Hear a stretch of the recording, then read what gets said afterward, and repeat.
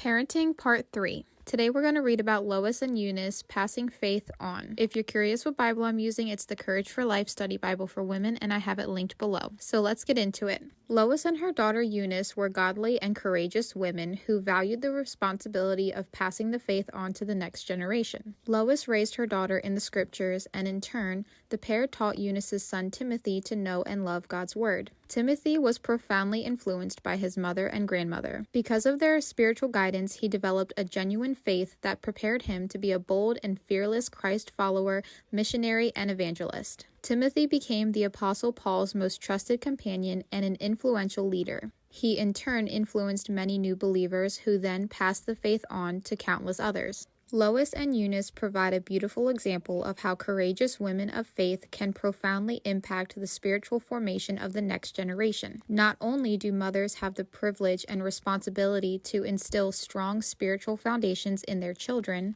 but grandmothers also play an essential role in shaping the hearts and minds of future faithful believers and leaders. When we make spiritual deposits into the lives of others, we invest in future generations. Timothy was not the only one to benefit from his mother's and grandmother's godly guidance. As a church leader and evangelist, Timothy shared their spiritual influence with many other believers. God calls us as believers to make disciples, teach his word, and instruct others to apply his precepts and commands to everyday life. Therefore, it's vital that we not only ground our families in God and his word, but also disciple and mentor those who don't have godly family members to follow. Whom is God calling you to disciple?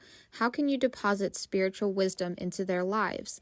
Pray about specific ways you can teach others to know and love God and his word today. So I have the prayer for today. Lord, please show us opportunities in our lives to plant seeds and give spiritual wisdom to others. Give us the right words to say to show people in our lives that we are faithful to you and that you are trustworthy. Thank you guys so much for listening, and I hope you have a blessed day.